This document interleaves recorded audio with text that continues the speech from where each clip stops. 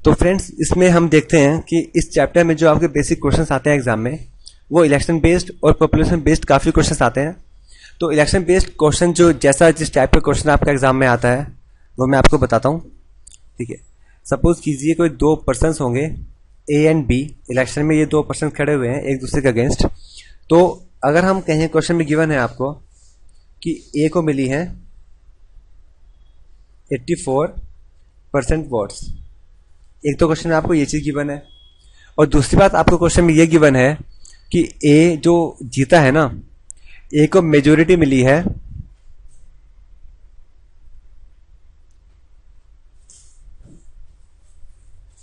Majority of 476 votes की।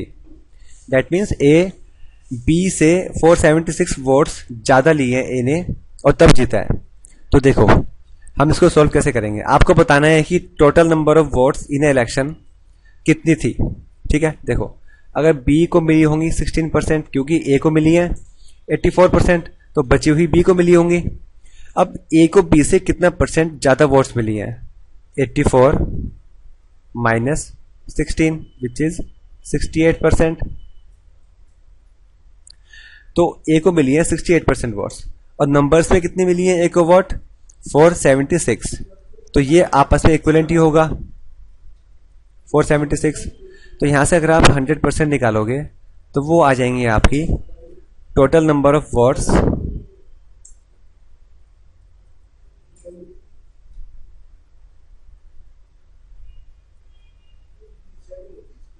जो आपको इलेक्शन में मिली है। तो ये आपका आएगा 7 जा, तो आपका आ गया 700। तो 700 वोट्स टोटल थी इलेक्शन में जो डली हैं वोट्स ए और बी दोनों को मिलाकर, जिसमें से 476 वोट्स ज़्यादा मिली हैं ए को। तो ठीक है फ्रेंड्स, ये क्वेश्चन हम इस टाइप से करते हैं।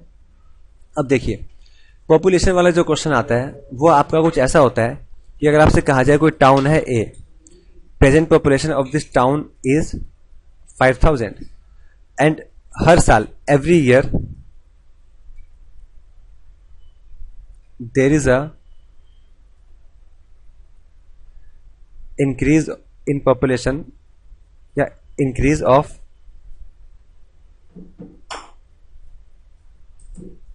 5% इन पॉपुलेशन।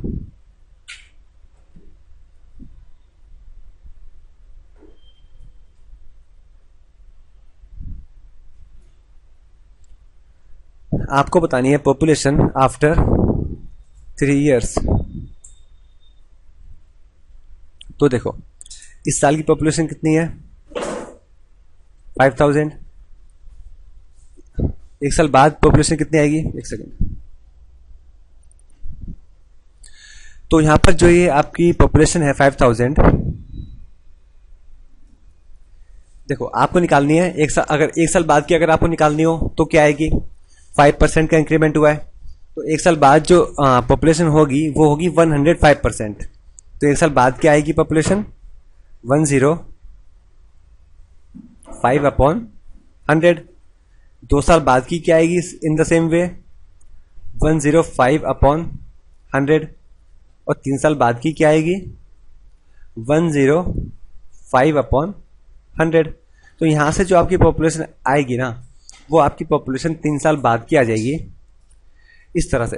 तो ये आपको परसेंटेजेस के कॉन्सेप्ट क्लियर होने चाहिए कि आपको कब कितनी परसेंटेज निकालने के लिए किस परसेंटेज से मल्टीप्लाई करना है।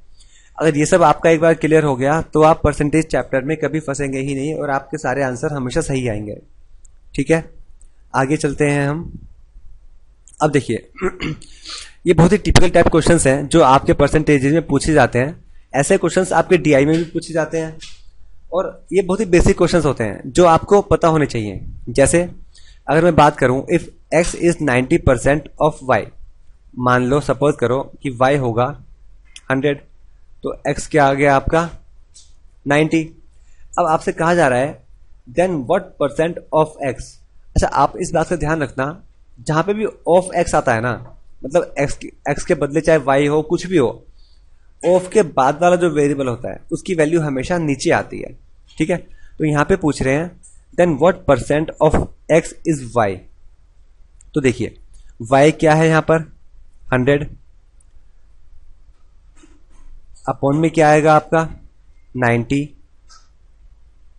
और इनटू क्या आएगा आपका 100। Then what percent of x is y। ठीक है, तो देखिए ये 100 है, ये 90 है, ये कट गया, ये आपका आ गया 10/9, और 1/9 अगर आपको ध्यान हो तो मैंने आपको फ्रैक्शन कन्वर्जन में बताया था, ये होता है आपका 11.11%। यहां पर ऊपर आपका है 1000, तो अगर आप एक 10 से और मल्टीप्लाई कर देंगे तो ये आपका क्या आ जाएगा 111.11%। तो आपका आंसर आ जाएगा इसमें 111.11%। ठीक है फ्रेंड्स, ये परसेंट वाला साइन तो आ गया आपका 100 की वजह से, और 10/9 होता है आपका 111.11, क्योंकि 1/9 आपका होता है 11.11। अगर आप दोनों तरफ 10 से मल्टीप्लाई कर दें तो क्या आ जाएगा आपका 111.11%। ठीक है, आई होप आपको समझ आया होगा। अब देखिए जो सेकंड क्वेश्चन है वो कुछ ऐसा है, if x% of y is 4/5 of 80 का 4/5, और 4/5 अगर आपको ध्यान हो मैंने कन्वर्जन में बताया था, फ्रैक्शन टू परसेंटेज कन्वर्जन में 4/5 आपका होता है 80%। तो 80 का 80% क्या आएगा, 80 का 80% आएगा 64। तो आपसे ये कहा जा रहा है कि x%